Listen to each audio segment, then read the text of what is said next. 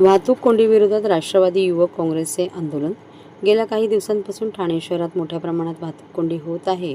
या वाहतूक कोंडीला वाहतूक पोलिसांचे फसलेले नियोजन कारणीभूत असल्याचा आरोप करत राष्ट्रवादी युवक काँग्रेस शरदचंद्र पवार पक्षाच्या वतीने डॉक्टर जितेंद्र आव्हाड यांच्या मार्गदर्शनानुसार प्रदेश सरचिटणीस उमेश अग्रवाल आणि अभिजित पवार यांच्या नेतृत्वाखाली आंदोलन करण्यात आले।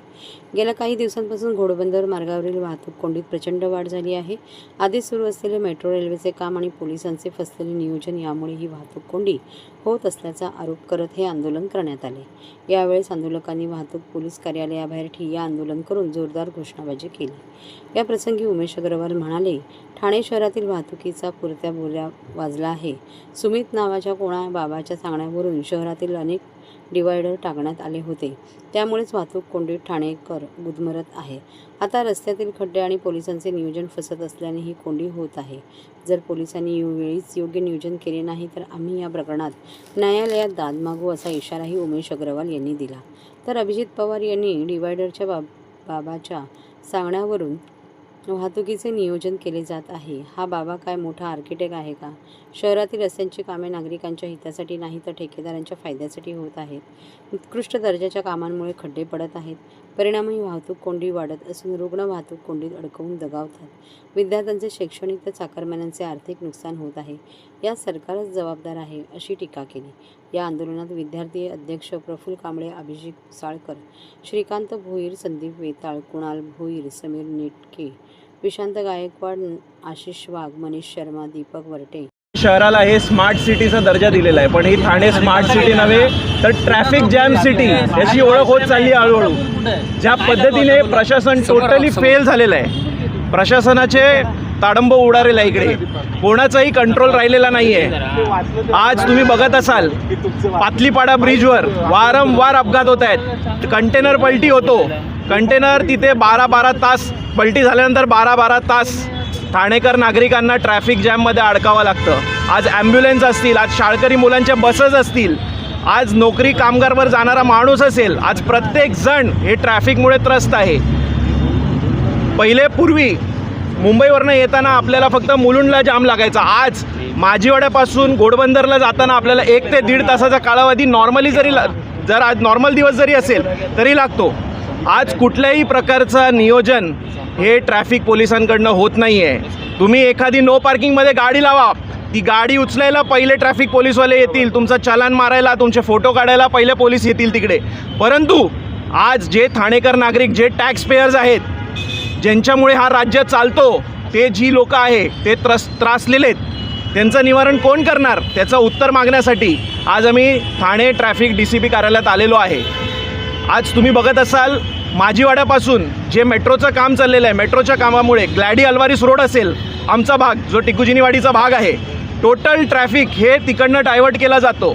आज हिरानंदानी मेडोज असेल, हिरानंदानी मेडोजपासून पूर्वीचा जो काळ होता त्यात हिरानंदानी मेडोजचा परिसर असेल, तिथे कधी ट्रॅफिक जॅम नसायचा। वसंत विहारचा जो परिसर असेल तिथे कधी ट्रॅफिक जॅम नसायचा।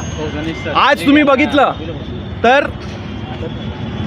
बघितलं तर त्या परिसरात देखील लोकांना अर्धा तास ट्रॅफिक जॅममध्ये थांबावं लागतं। याची जबाबदारी कोणाची? आज वेडे वाकडे जे डिवायडर टाकलेले आहेत, कोणाच्या सांगण्यावरनं चाललेत का? आता ठाण्याचं ट्रॅफिक हे बाबा लोक चालवणार आहेत का? याचं उत्तर आम्हाला पाहिजे। सर, एकंदरीत मुख्यमंत्री ठाण्याच्या आहे काम चालू असतं, ज्या पद्धतीने ते लोक फिरतात, त्यांना काय फिरायला एकदम मस्त की फिरणं वगैरे झालं, अधिकाऱ्यांना त्यांनी आदेश दिले झालं, पावसाळ्यामध्ये डांबर टाकतात, पावसाळ्यामध्ये रस्ता काँक्रीट करतात, ते कधी टिकतं का? अहो, शाळकरी मुलांना, लहान मुलांना माहिती हो कामं कशी केली जातात। ज्या पद्धतीने आता ह्या ट्रॅफिक वाढ चालली आहे, ह्या तुमच्या दृष्टिकोनातून तुम्ही ज्या माणसाने सांगितल्याप्रमाणे जो बाबा आर्किटेक्ट आहे, तो बाबा आर्किटेक्टला जरा थांबवा। जे डिवायडर असतील ना वेडेवाकड्यासारखे, ते डिवायडर काढून टाका पहिले। अहो, त्या मुलांना शाळा सुटल्यानंतर त्या मुलांना 2-2 तास आपल्या घरी जावे लागतात। जे नोकर चाकरी करतात त्यांचा पगार कापला जातो, तो पगार सरकारांना भरून देणार आहे का? ज्या पद्धतीने ॲम्ब्युलन्समध्ये एखादी पेशंट ॲडमिट करायला न्यावा लागतो, घरातनं निघाल्यानंतर जवळजवळ 1 ते 1.5 तास त्याला हॉस्पिटलला पोचावं लागतं। अरे कसं चालेल हे? आज विमानातनं निघालेल्या माणसाला तिकडे वसंत विहारला जाऊन युटर्न वगैरे मारावे लागतात. काय करून ठेवले ठाण्याचं आहे? वाहतूक विभाग कुठे कमी पडतं, कशामुळे सर, कमी पडते? दुसरीकडे मुख्यमंत्र्यांच्याकडे मोठा ताफा असतो, इथं देखील डायव्हर्शन कार्यरत होते. अनेक पोलीस ताफा, हा ताफा आता ती कशी ती स्टाईलच आहे, त्यांची स्टाईल झालेली आहे एका प्रकारची. आणि हे जास्त दिवस चालणार नाही. अजून 4 महिने राहिले, 3 महिने राहिले शेवटचे त्यांचे. पण ज्या पद्धतीने हा सगळा खेळ खंडोबा चालू आहे ना, तो सर्व सरकारला भाई. पोलीस प्रशासन काय ऐकणार? कसं चालेल त्यांचं? त्यांना वरतून फोन आलेला तर त्यांच्या कामामध्ये हे लोक लुडबुड करतात ना. कामामध्ये लुडबुड केल्या प्रकारे त्या पद्धतीने असं काम चालतं ना. म्हणून या सर्व गोष्टींचा हे लोक फायदा घेतात, त्यांच्या मर्जीप्रमाणे काम करतात, त्यांच्या मर्जीतल्या माणसांना कामं देतात. त्याच्यामुळे ही अशी ठाण्याची अवस्था आहे. वाटतं वाहतूक कोंडी दूर झाली नाही तर तुमचं पुढचं पाऊल का असणार आहे? राष्ट्रवादी युवक आज या ठिकाणी या म्हणून आंदोलन करत आहेत. भविष्यात कशा प्रकारचं पुढचं पाऊल असणार?